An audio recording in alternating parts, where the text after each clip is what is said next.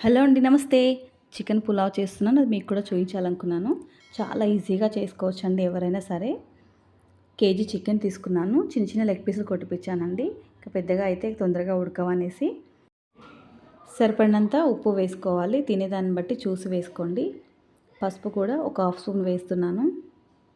కారం కూడా చూసి వేసుకోండి. మీరు కారం ఎక్కువగా తింటే ఎక్కువగా, తక్కువగా తినాలి తక్కువగా చూసి వేసుకోండి. తర్వాత అల్లం వెల్లుల్లి పేస్ట్ కూడా హాఫ్ స్పూన్ వేసాను. గరం మసాలా కొద్దిగా వేసాను.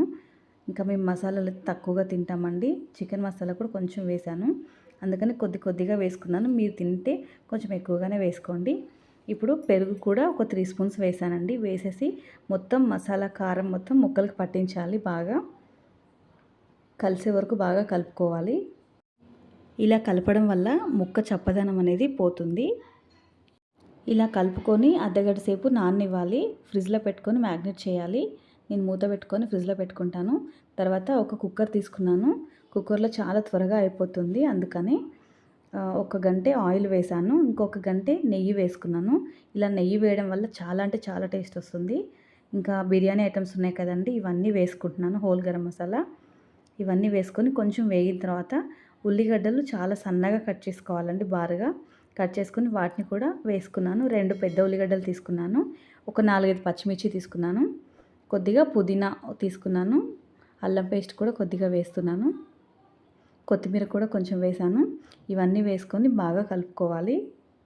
టమాటా కూడా ఒక 4 టమాటాలు తీసుకున్నానండి. అవన్నీ వేసి మగ్గేంత వరకు కలుపుకోవాలి. తర్వాత అర్ధగంట చికెన్ ఫ్రిడ్జ్లోంచి తీసేసి ఇవన్నీ ఫ్రై అయిపోయినాయి కదా, ఇప్పుడు ఈ చికెన్ కూడా వేసుకుంటున్నాను. ఇలా నానబెట్టడం వల్ల చికెన్ చాలా టేస్టీగా కూడా జ్యూసీగా కూడా ఉంటుందండి పీసు.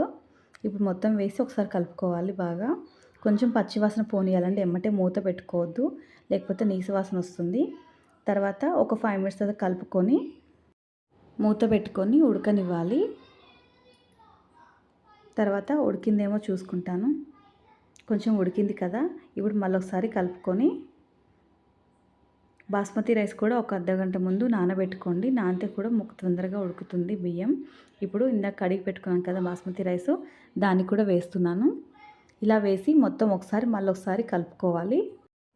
అందరికీ తెలిసే ఉంటుందండి, బాస్మతి రైస్కి మనం 2 గ్లాసులు వాటర్ పోసుకోం కదా, గ్లాస్కి గ్లాసున్నర వాటరే పోస్తాము. తెలియని వాళ్ళకైతే ఇంకా యూజ్ అవుతుందని చెప్తున్నాను అనమాట.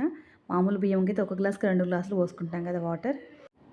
నేనైతే ఈ గ్లాస్తో బియ్యం తీసుకున్నానండి. అందుకని మళ్ళీ అదే గ్లాస్తోని వాటర్ పోస్తున్నాను. ఇప్పుడు సరిపడా వాటర్ తీసుకోవాలి. నేను 2 గ్లాసుల బియ్యం తీసుకున్నానండి. దానికి 3 గ్లాసుల వాటర్ పోసాను. మొత్తం ఒకసారి కలుపుకోవాలి. కలుపుకొని మనం ఉప్పు సరిపోయిందో లేదో ఒకసారి చెక్ చేసుకోవాలి. కొంచెం తక్కువగా అనిపించిందండి నాకు. మళ్ళీ కొద్దిగా వేసుకున్నాను సాల్ట్. మీరు చూసి మీరు తినే దాన్ని బట్టి వేసుకోండి. మొత్తం ఒకసారి కలుపుకొని మళ్ళీ విజిల్ పెట్టుకోవాలి. చాలా అంటే చాలా ఈజీగా అయిపోతుందండి. ఎవరైనా సరే చేసుకోవచ్చు. టేస్ట్ కూడా చాలా బాగుంది. సూపర్గా వచ్చింది. మీరు కూడా ఒకసారి ట్రై చేయండి. మీకు ఎలా వచ్చిందో కామెంట్ బాక్స్లో కామెంట్ చేయండి. ఈ వీడియో మీకు నచ్చినట్లయితే మీ ఫ్రెండ్స్కి, ఫ్యామిలీ మెంబర్స్కి షేర్ చేయండి. ప్లీజ్ లైక్ చేయడం మాత్రం మర్చిపోద్దండి. రైస్ కుక్కర్లో 3 విజిల్స్కి అయితే ఉడికిపోతుంది. చూడండి ఎంత బాగుందో, చూస్తుంటే తినాలనిపిస్తుంది కదా. పైనుంచి పుదీనా వేసుకొని ఇంకా సర్వ్ చేసుకోవాలి. కొంచెం కొత్తిమీర కూడా వేసుకున్నాను. చూడండి ఎంత బాగుందో, సూపర్గా ఉంది టేస్ట్ అయితే. మీరు ట్రై చేయండి కంపల్సరిగా. చూడండి పీస్ కూడా ఎంత మెత్తగా ఉడికిందో. Thank you for watching.